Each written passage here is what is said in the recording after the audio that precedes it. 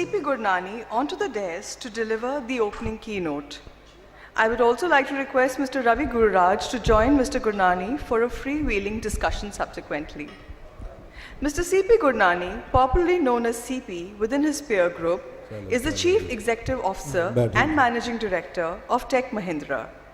CP also played a pivotal role in the 3-year transformational journey of Mahindra Satyam and spearheaded the company's eventual merger with Tech Mahindra. An accomplished business leader with extensive experience in international business development, startups and turnarounds, joint ventures, mergers and acquisitions, CP in many ways led Tech Mahindra's transformational journey, where he contributed significantly to the company's strategy and philosophy. He is also the current chairman of NASSCOM. Ladies and gentlemen, please put your hands together for Mr. CP Gurnani and Mr. Ravi Gururaj. Come Ravi, come. You know, I have a partner in crime called Ravi Gururaj. Hey guys, somebody will have to set the mic.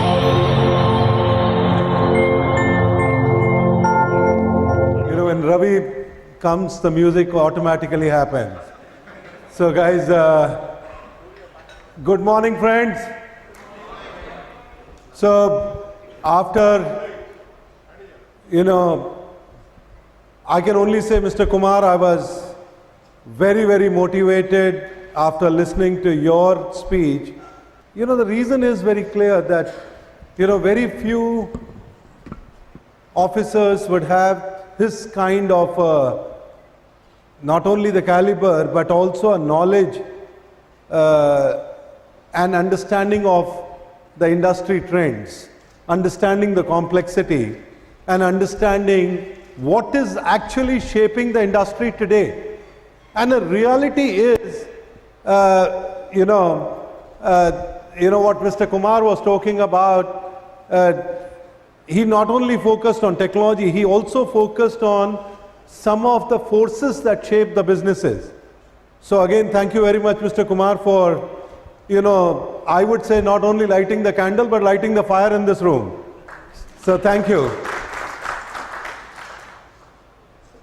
I can only, you know, relate to some of the things that have happened to me in the last few days. This morning I get up and I come dressed up properly, as you can notice that I am. Till this, I meet this friend of mine called Rajat Tandon, who is the Vice President in NASSCOM, responsible for the 10,000 startup program. He looks at me as if he's looking at a stranger. I am a stranger, till I discovered, you know, why. Because I also said, if he's looking at me from top to bottom, I'm also going to look at him from top to bottom. And then what did I see? Distressed jeans. He's changed his shirt now, but that time he had one of those frayed shirts. And, you know, his reaction when I looked at him top to bottom was, we are a product company. So it was almost like telling me, you are a grandfather and, you know, your time has gone. So, Kamal, you are history because you are wearing a tie also. Yeah, morning we were in Kacha Banyan in a proper sense because we were wearing a t-shirt and shorts. So anyway guys, this is not really to talk about our dress code. It was only to illustrate a point how the world has changed. The world has changed is that it is not your, you know, aptitude, it is not your attitude, it is really the output. And in a lot of ways, Silicon Valley represents that. The Silicon Valley basically started saying is that many of the things that imprisoned you, I don't know, Raj Jain, how are you wearing, guys, if you guys remember, Raj was yeah, Raj meets grandfather meets grandfather. I'm sure you guys are, many of you are so young that you won't even remember that Raj Jain was one of the founding chairmen of NASSCOM, and he was the NASSCOM chairman in 1999. So thank you, Raj, for, you know, again, Yeah, you are. Some people are born after you were. So anyway, the point here was really that technology is unshackled most of us. Technology has also clearly driven businesses that did not exist. You know, Honorable Principal Secretary talked about the Uber example, or what you guys may call it as an Ola example or a Lyft example. The potential of businesses where none existed, potential of, I mean, who would have thought that the world's most capitalized company would be a search engine company? I mean, none of us. Or that same company, Google, actually is now owned by a corporation called Alphabet, and Alphabet is the company which has a startup within them, and they are the ones which has authored the most popular augmented reality game called Pokemon Go. And Pokemon Go, while it is owned by Nintendo, but has actually been authored by a Silicon Valley company, and a company which was a game which was launched on 5th of July has already been used by Hillary Clinton in one of her social media marketing strategies. They call it a Pokemon Gym. You download it free and you make money during the in-application commerce. I mean, some of these words were totally unknown to us. So many of you in the product companies now realize that you make money on pay-per-use. I mean, the world of SAP and Oracle that I grew up in was all about licenses and then maintenance fees and then upgrade and then more maintenance fees, and suddenly the world has changed around pay-per-user. So the question here is, how many of us are really changing? It was not about Rajat's dress code. It was more about recognizing that the world around us is changing. Our Honorable Principal Secretary talked about the potential of cybersecurity. We all agree that there is a huge potential of cybersecurity. And it is not that we don't have startups in India on cybersecurity. I have come across some of the most exciting products, I mean, which look at the mobile phone security, which look at cloud security, which look at cloud on the edge security, and they all based out of India. But the question is, are they taking sufficient risks? Why is an Israeli security companies, and if you look at the exits in the product companies, why is it that most of the Israeli security companies have had some of the most powerful or some of the most monetized companies in the world? Now, how are we any different? Is it because of our appetite? Is it because we don't take sufficient risk? Or is it because we are in a process of evolution? People like Raj and me might say, mate, don't be critical. Don't be critical because in 1990, we just started this industry. We started this industry in 1990 and today it is a $150 billion industry. Yes, we started as coders, but the success is happening. It may be happening in a few platforms.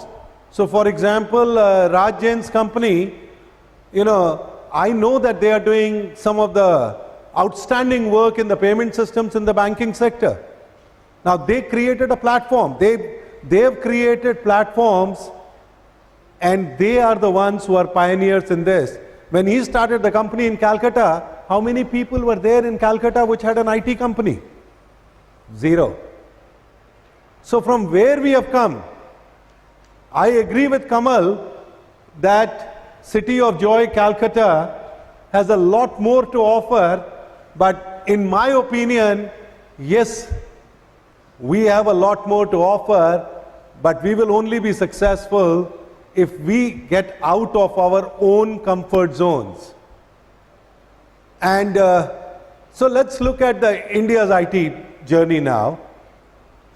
While everybody remembers how TCS became a $16-17 billion company, everybody remembers how, you know, Infosys became one of the largest companies in the world, how everybody remembers is that when it came to financial products, Oracle bought one of the largest product purchases in the world, and that was bought in India, and that was bought maybe 10 years ago. I don't know how many of you remember the core banking platform iFlex. So India has had their success stories, and every time I talk to different people, I'm amazed at the kind of products that India is producing. But I'm also a little bit, maybe I would say impatient when I look at their marketing efforts, when I look at their scale-up efforts, when I look at their sales effort, when I look at their positioning efforts. I find not enough is being done. So again, just as a thought for all of you, when it comes to a CRM solution, which products come to your mind? Somebody will say Salesforce.com, somebody will say Siebel, somebody would say, SAP CRM, somebody will say Microsoft Dynamics. You would be surprised.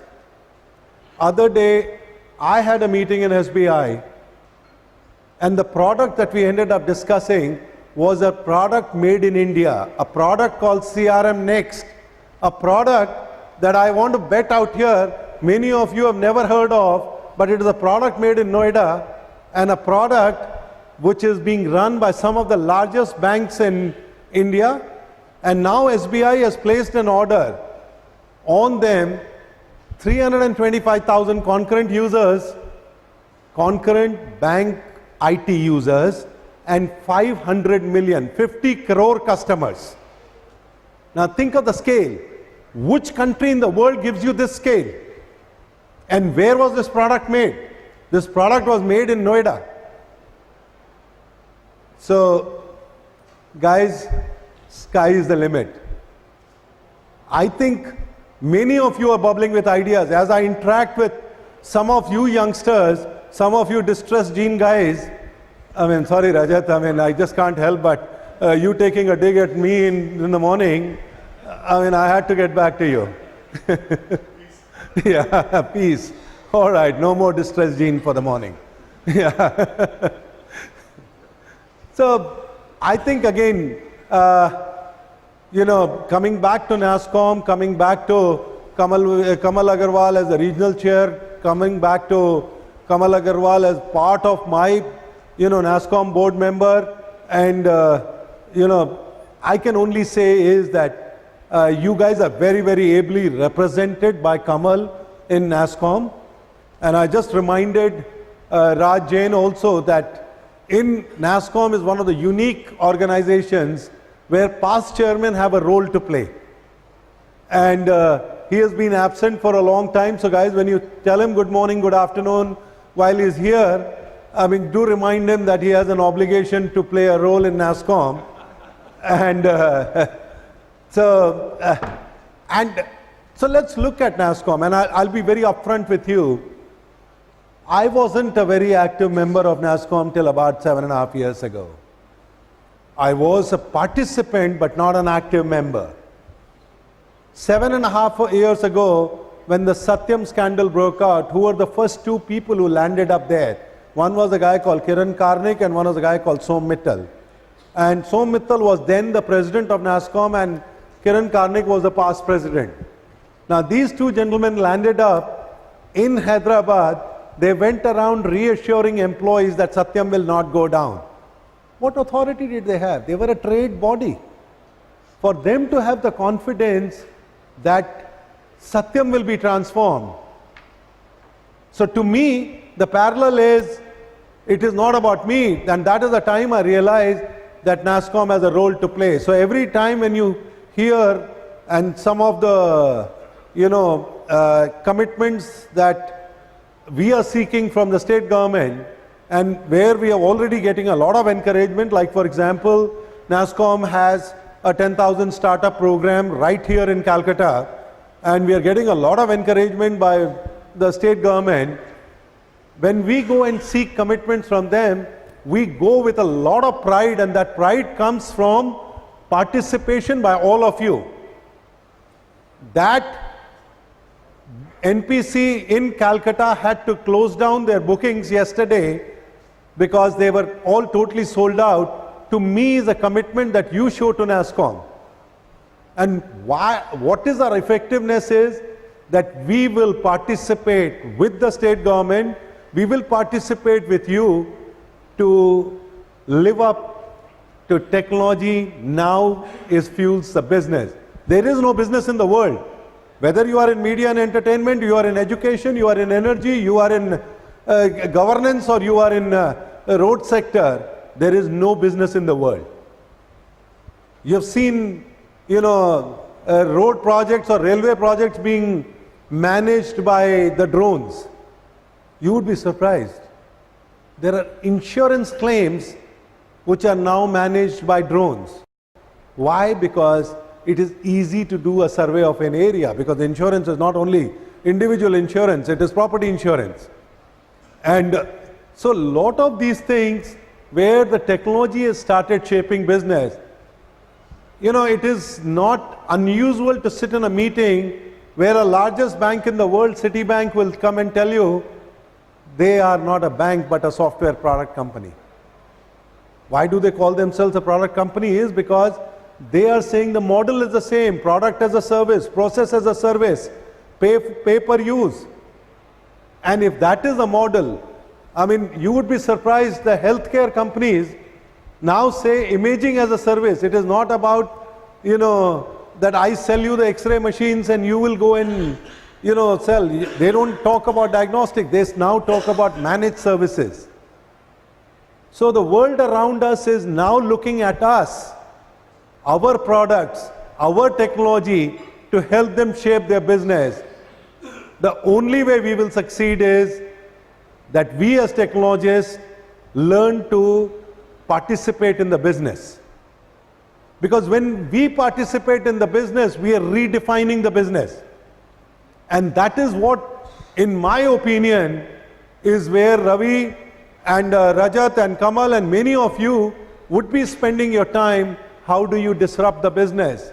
How do you change the business? How do you use the data that comes from the business into meaningful use?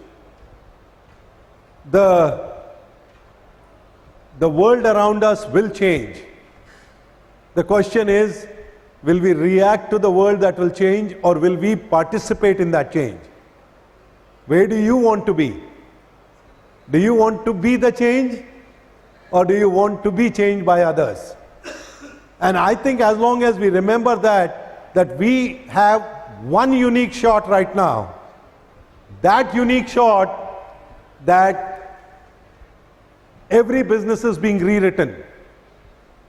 A GE, which is a turbine manufacturer or a energy equipment manufacturer or a aircraft engine manufacturer, has invested tons of money into recreating a platform which they call Predix, because they believe that is going to be their biggest business as we go along. I think we have the same opportunities here. I hear in the payment systems, the kind of investment that are going into the payment systems. But again, we are the only country where an Aadhaar becomes a billion user product. Aadhaar is our product. India created that product and it's got billion users. So all I request you is that, guys, if you were to think of NASSCOM, NASSCOM is a facilitator. NASSCOM will be there with you as you dream big, but you will have to reimagine. And if you reimagine, and the assurances that we have got from the West Bengal government, assurances that we get from the federal government or the central government, I am very confident the onus is on us to reimagine India, to reimagine products, to reimagine NASSCOM, and reimagine the whole technology industry so that we can reimagine the business. So I'm going to take a pause here. I'm not going away. Now that you called me all the way to Calcutta, and I used to come to Calcutta very often, during my student days in Rourkela. The principal secretary was kind enough to share 1980 to 1985. I don't want to share when I used to come here. But I can only tell you is that Calcutta has changed dramatically. And you now live in a very, very vibrant, and probably you are blessed with the best infrastructure in India. So thank you guys.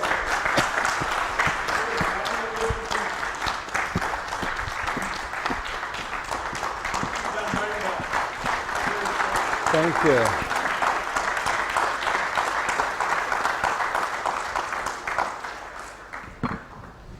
I think there's a chapter 2 to this conversation that if I don't answer to Ravi properly, he's going to sit on me.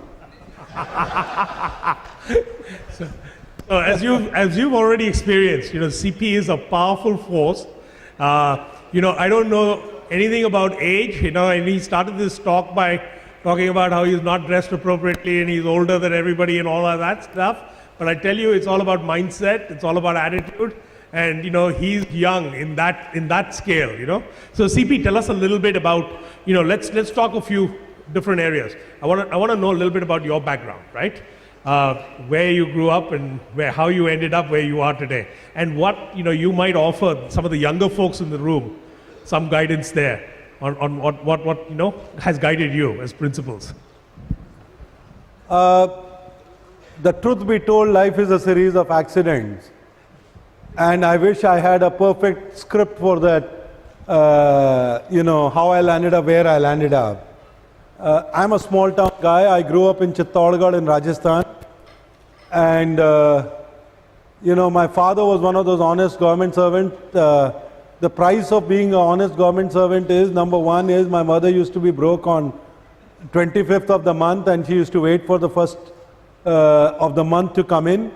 So one realized the importance of the date of the paycheck, because that was a monthly conversation when I was growing up. And number two, being a son of an honest father was that he got transferred every year. So he packed his bag, we packed our bags, we made new friends, and both me and my sister were used to this nice speech by my father. The new city does not need you, the new school does not need you, the new sports teams does not need you, the new debating team does not need you. You have to go and find and make your place. And I guess that's what shaped my life. That I believe the world does not owe me anything. So the world does not owe me anything. That's what my father taught me. I have to go and find my own place, and I have to make my presence felt. And that's why I'm a little louder. No, you're very persuasive too. And so now tell us a little bit, CP, about where you see, you talked a lot in your talk already, you touched a lot of areas, but where do you see the future of the IT industry overall? You've already grown it, like you said, in the last 26 years to $150+ billion industry, right? But where does this go? Can it continue the growth rate? What is your view going forward? So guys, again, I have some practical experiences in life, and I'm happy to share them with you. In 1995, when I was a head of corporate strategy for HCL, I worked with Shiv Nadar, and I influenced him to get into the cellular technology. And because we were primarily a hardware company, I also requested him to consider cell phones as a business. 95 is when the licenses were still being applied. There was an early stage where for a very brief period, India introduced something called paging and FM paging. I still remember Nokia coming into that room and presenting to me and some of the youngsters around me in 95. And actually the slide number 2 was, we strive to be a number 2 to Motorola. That means Motorola was the top in radio technology, and they said and they will be the number 2. Fast forward 2015 or 2016, not too long ago, 95, they were the number one company and Nokia ultimately became a number one company, but there is nothing called Nokia as a company. There is nothing called Motorola as a company. The brands are being used in different formats, but they're no longer into radios. Now, my point out here is Indian IT industry, Indian product industry, Indian services industry has to take into account that some of us will perish if we don't change and if we are not fast enough. The business has grown. The reality is that Nokia as a radio company vacated that place to a Samsung and Apple which did not exist that time. Now, again repeating is that the statistics have shown that every 20 years, 40% of the top 100 companies go through a tumble. Now, if I look at an industry growth, 2025 we are projecting almost $250 billion industry. That means a very, very good growth.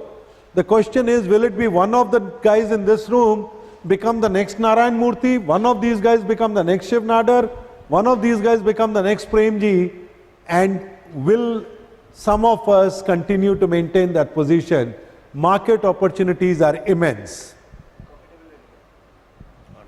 So, now in the startup and product ecosystem, especially the younger companies, we see a little bit of, some companies faltering, some companies doing well, some VCs still holding tight to their purse strings, especially when they're a little nervous about the macro scenario, right? What is your thought on that, in terms of, the opportunity in India especially, and our appetite for risk? Because this is a high-risk game, right? If services, at least, you could grow in a steady state, you could have some predictability. In product, it's a binary outcome oftentimes. You build something, you don't find the product market fit, you might have to restart all over again and give up. And sometimes, if you find that, you're a successful rocket ship. So are we ready for that kind of mindset, risk and posture at least? I don't think whether we are ready or not, and I'm sure,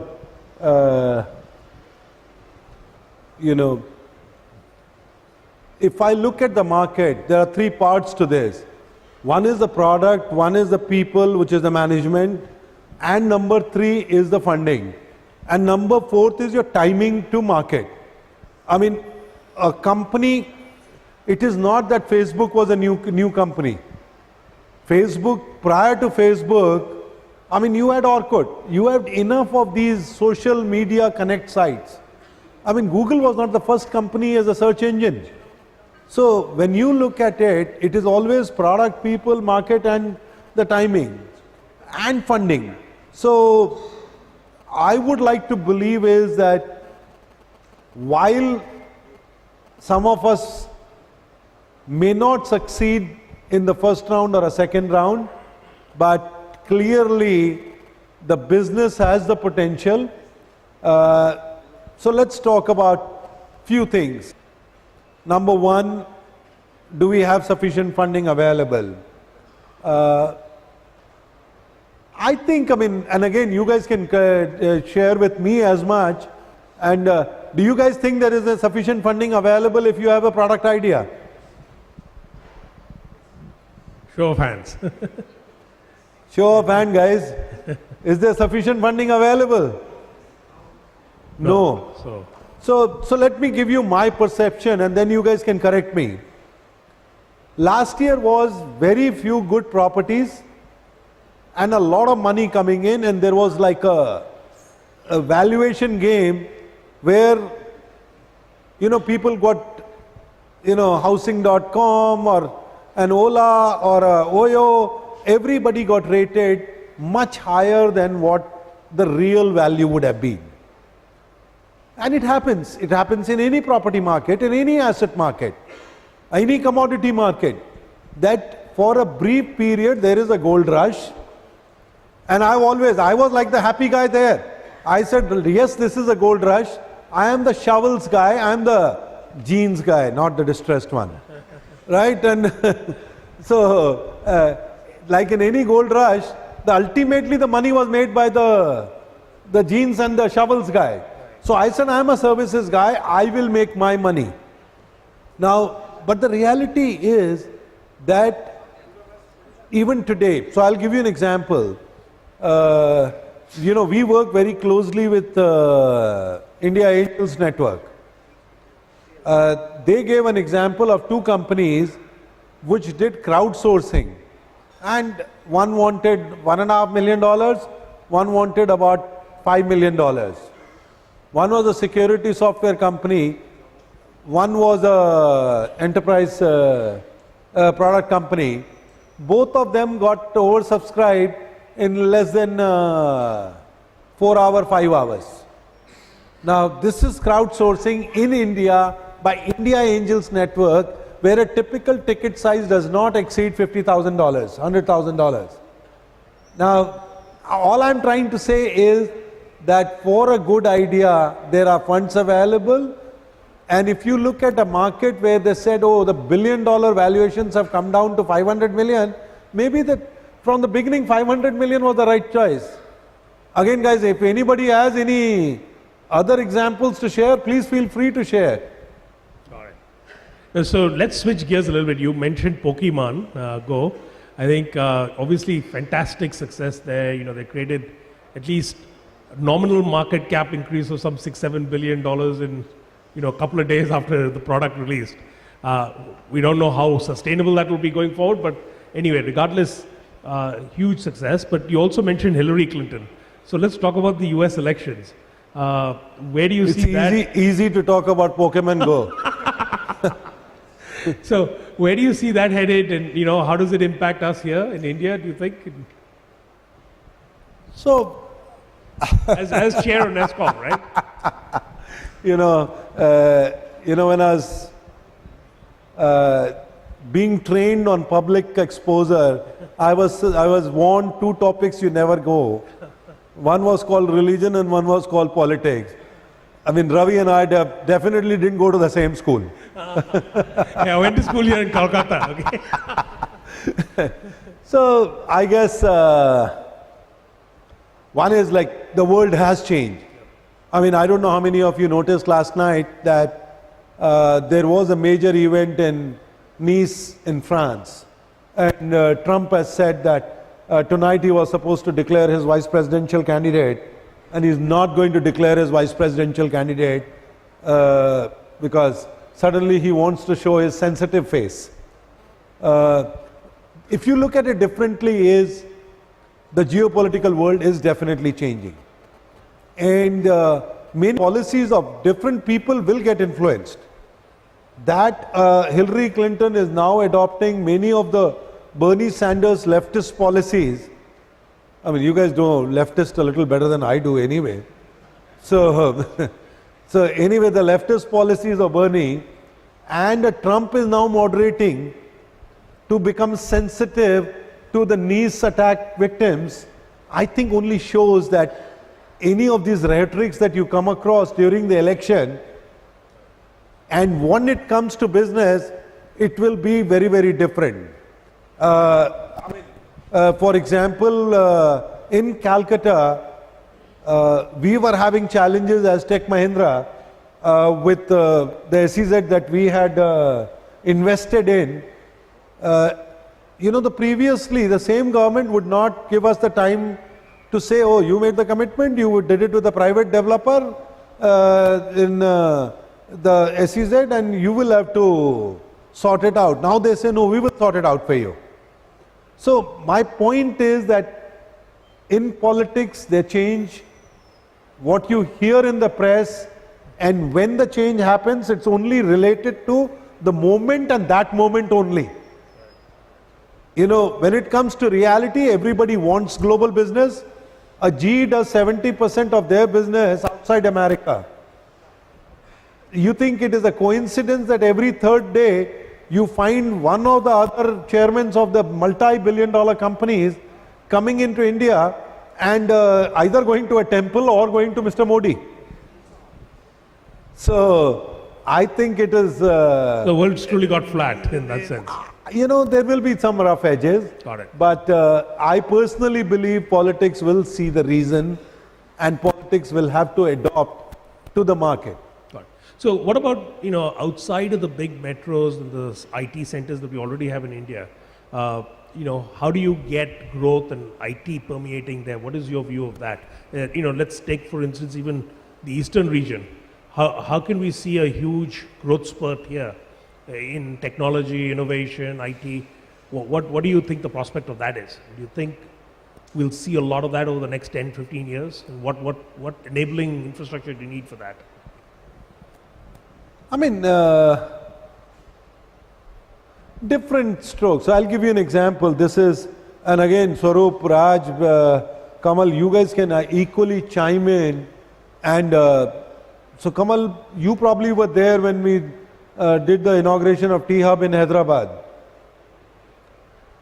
So guys, again, similar question, different countries around the world are asking. So number one rule is industries are getting disrupted, and that's why the topic that we have chosen today is technology and business. Now, my personal view is, if we take into account, if we take this into account that Calcutta as a region has some of the best talent in the world. Some of the best technologists in the world are outside Bengal, and they live in different cities around the world. How do we create an environment where they can either join one of the existing organizations or be able to do a startup? Now, what are the startups going in for? You know that there are fintech, there are health tech, there are educational technologies. So every industry, energy tech, I mean, if we can create some of these technology hubs, I think instead of doing a straight line that I will give you 5 acres of land, which anyway the chief minister is very clear that she is not in a land game. She is very keen to encourage entrepreneurship. She is very keen to see products made in Bengal, but she's not getting into the SEZ game. So I personally believe that, all of us in IT talk about design thinking. I think the design thinking here has to be more of disruptive thinking. Got it.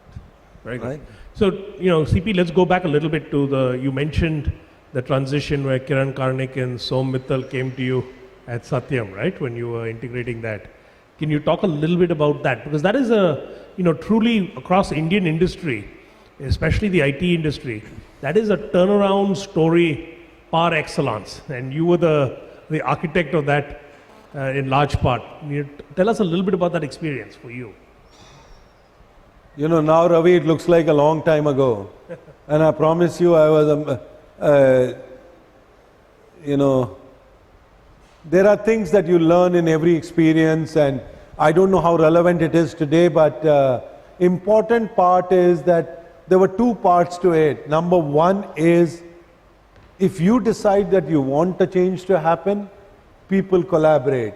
Number 2, people will not collaborate unless you take people along with you. So my lesson out there was the most critical part. I mean, I can tell you Satyam was a challenge. Yes, it was a challenge because you had about every investigative agency around the world, trying to find the reasons of the fraud and who were to be blamed. You had about 100 people from KPMG doing for forensics on you. You had, 15 court cases around the world, people trying to sue you.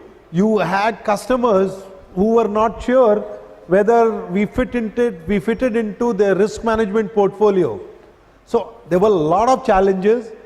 If I were to say thank you, I would say thank you to the associates of Satyam, thank you to their grit, thank you to their determination. I think the industry has a lot to thank to you too for turning that around in a magnificent form. Now, quick, let's open it up to the audience for questions. If we can get a couple of mics out there, and Kamal, please warn me of the time. I don't see a time in front. When we run out. If there are questions, please put your hand up. We'll get a mic to you. You go ahead, and I'll repeat it for now.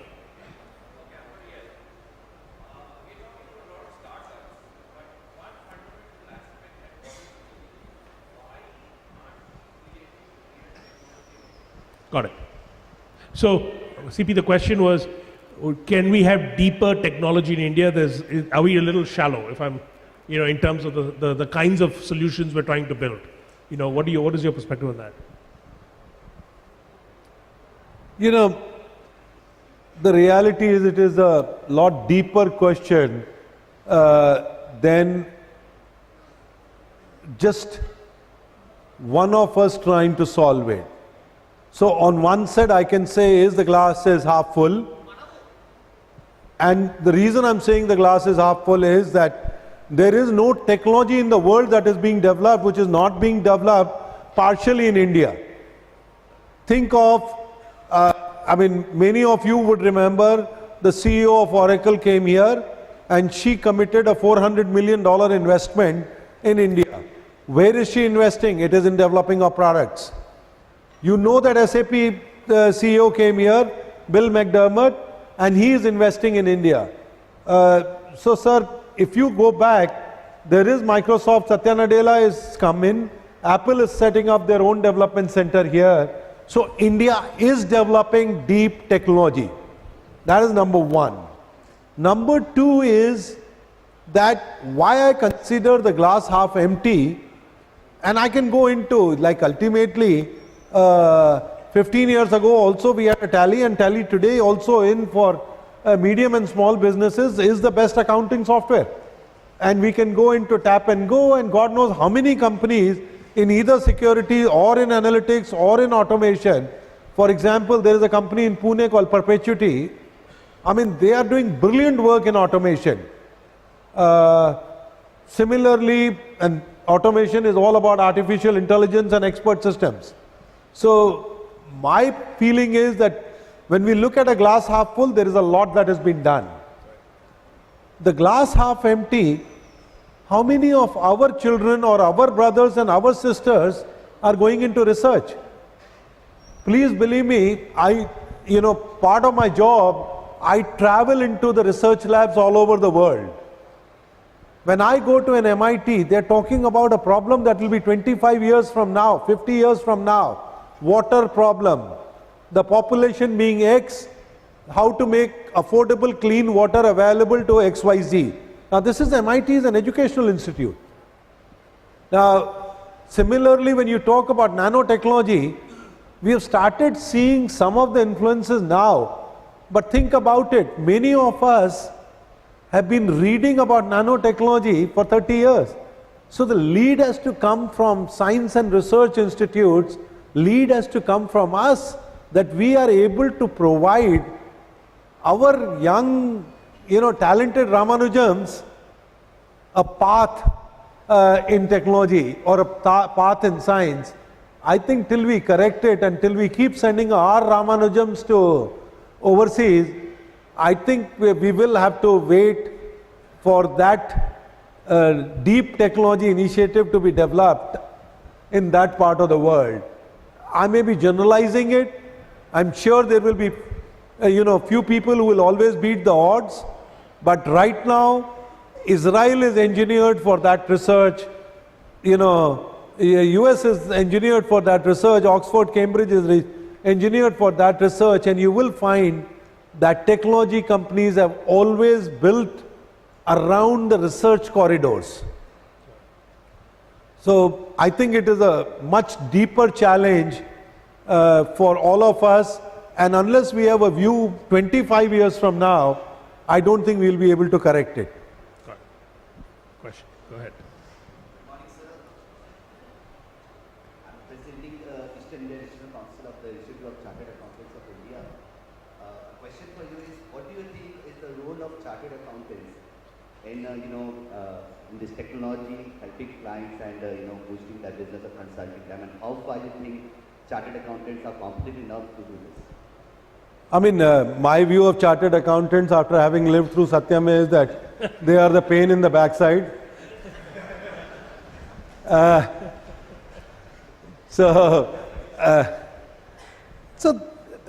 Again, we make the world complex and chartered accountants make it more complex. I'm sure they say the same thing for people like me who are engineers, but that is where the fun is. you think chartered accountants are the solution to all the problems. So in a lot of ways, number one is, if you have noticed, is that one side is compliance. You know, I have an audit to be done, I have accounting to be done, I have accounting standards to be followed. Today it is called Basel 2, tomorrow it will be Basel 4, someday it will be called Basel 6. You know, I think that is compliance and regulation. Number two is, I mean, if you know that in Satyam fraud, there was a PwC accountant who didn't do his job. That means they did not do the risk management properly, and hence the shareholders got impacted. So I think that is the second part that you guys all know about.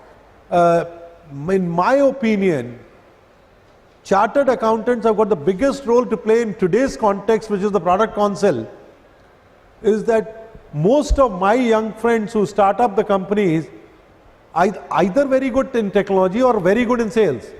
They don't take into account the back office.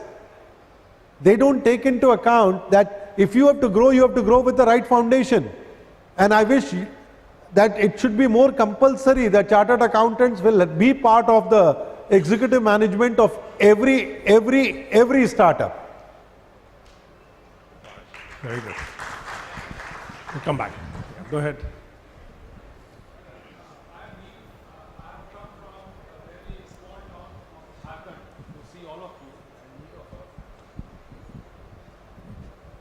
Actually, just now you have said last slide how to solve problems, and MITs and others are doing great research on these. Suppose if I am also over here right now in the quest to solve some problems, but if I have same passion, where to go, how to go, because I am not a tech guy. So if somebody is not a tech guy, how that person is going to solve a problem? Thank you. Neil, you know, again, Ravi, you probably want to give a different answer, but I belong to a school which really says is defining a problem is 50% of the solution, and the other 50% of the solution, if you keep defining the problem and keep attacking at it, you will solve the problem. So, and I'm serious about it. That's the way I have lived my life. So I call it, you know, for want of better words, I've actually packaged it within my company. They're called RISE tenets.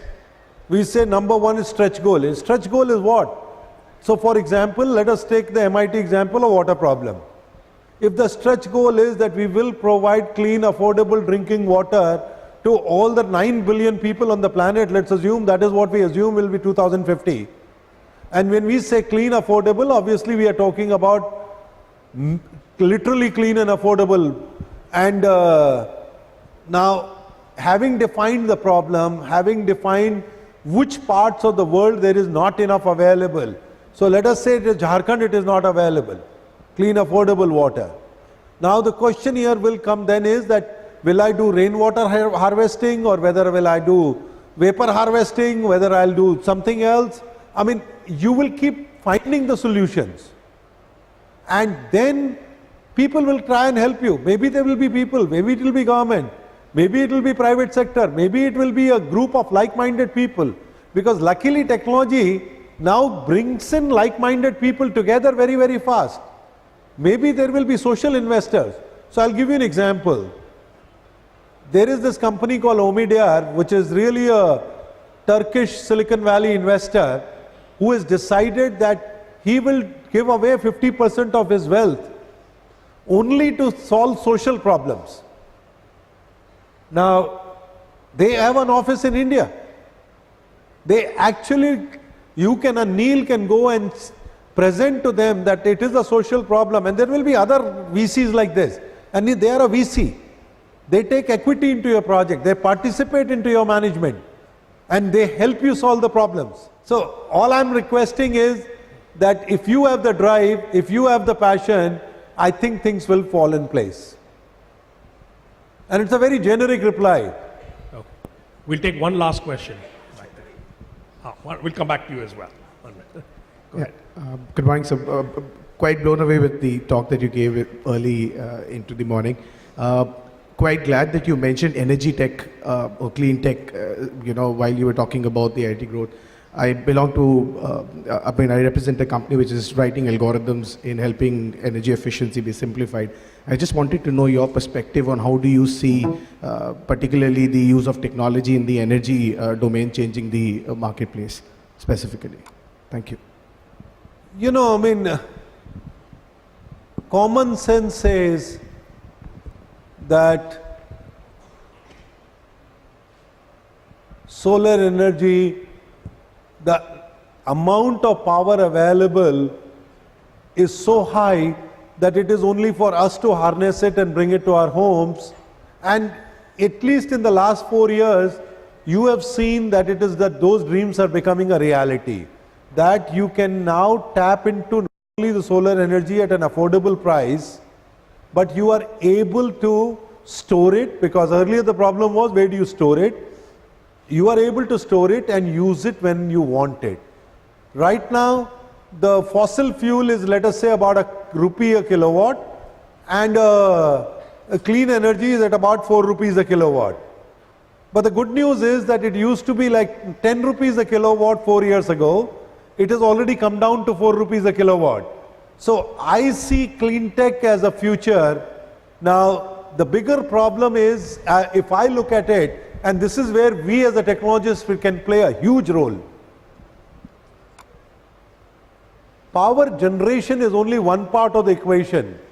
Getting a power into your home, if you are in a rural village in Jharkhand or a rural village in Bengal or in Orissa, is a second challenge, which is a distribution. Now, I am saying I am a technologist. Why I do microgrid everywhere? Why can't I do microgrid in power? Why can't I generate power in a village? Why can't I distribute power in a village? Why can't I meter power in a village? And why can't I collect in the village? And if I do microgrid power generation, and there are experiments, there are companies like Boond or whatever, their names are, they're already doing it. They're doing it as a social enterprise. I'm saying, why not do it as a commercial enterprise? To me, the clean tech answer will become accurate is when the waste generated in that village is converted into power. To me, solar should actually be an augmentation, because today all the waste that is generated, it is not managed. How many cities are really taking taking the waste and actually converting it into energy? So I believe it's a ripe industry, ripe opportunity. Let us, if the technology enables it, I think technology is ready. Now we have to make a business out of it. One last question, Adam. Hi, good morning. We are into healthcare and education. Well, we know the 2 Ds, the disruption and coming to education. Where does our responsibility end? Do we give them the code, the domain knowledge, or the disruptive education, the language of the apps, and so on and so forth? Earlier we were trying with the idea that do we give them their domain knowledge, and also are we a finishing school in terms of engineering colleges? Right now, we don't know where to start. Do we teach them the new technologies, or do we concentrate on the old? So there's a lot of questions in there in terms of curriculum, in terms of industry readiness, the future of the youth coming into this new technology world, right? What do we have to do as? Again, it is a very complex question, and the reason it is complex is we belong to a society where if a child questions his parent, he's considered as the guy who's crossing the boundary. We belong to a society where if a younger brother questions an elder brother, that is considered as crossing the boundary. Now, when you're growing up from 0 to 16, you always said is, protocol. And when you are 17, you are told is no protocol. Now lateral thinking. question the status quo. I mean, 16 years we are taught, maintain status quo. 17 you are told question the status quo. So I think it is a complex problem. And unless our education or our society changes to lateral thinking, we are not going to. That alternate thinking is a core of any, new age disruption to happen. So my request, if at all any one of you who is a parent or will become a parent or has some influence over children, is that please participate with them and request, or maybe make your children your empowered, enabled citizens as early as possible, because I think that is where we need a societal change. Otherwise we will never be ready. I mean, college can only provide, application can only provide some level of communication, but if you need a deep-rooted behavioral change, I think we will have to impact the society in a very different way. Fantastic. Thank you, CP. That's a good note to end on. Hey, please rise to give CP a big hand here. Thank you. So guys, thank you. Thank you. I enjoyed it, and that's what is more important. Thank you very much. And thank you for inviting me to Calcutta. Thank you so much, Mr. Gurnani and Ravi, for that very invigorating talk and discussion. Thank you. Like to request Kamal to Thank you, present a memento of appreciation to Mr. Gurnani and Mr. Ravi Gururaj. Acha. Very good.